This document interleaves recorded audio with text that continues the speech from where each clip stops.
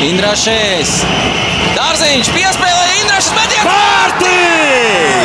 Teicam izspēle, lieliski piespēle no Laura Dārziņa un Miks Indrašs izvirza vadībā Latvijas izlasi. Realizējot lielo skaitlisko vairākumu 5-3, bet mēs vēl turpināsim spēlēt vairākumā.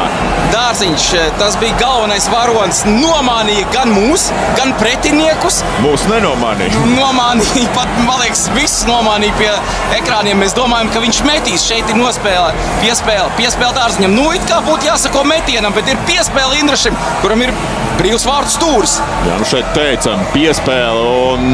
Jā. Un Vārtsargs visi noticēja šam metienam. Un Vārtsargs ideāli. Bartašaks jau reaģēja uz metienu, tajā brīdī sekoja. Karodziņš jau bija pacelts, skatītāji jau bija pacēlu.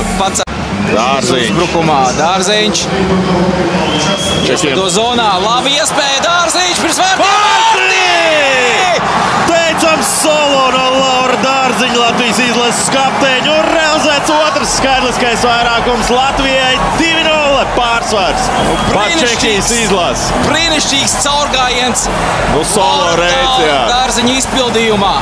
Nu, it kā nebija nevienam, kur dot piespēli. Nu, arī nevajag. Tur Čehi stāvēja tā kā četratā un visiem cetriem čauri, kā caur sviestu izbrauc. Balcers ar ripu. Balceram piespēle būs. Dārziņš skatās, kam piespēlēt. Domā, nu labi, es pats to visu varu arī izdarīt.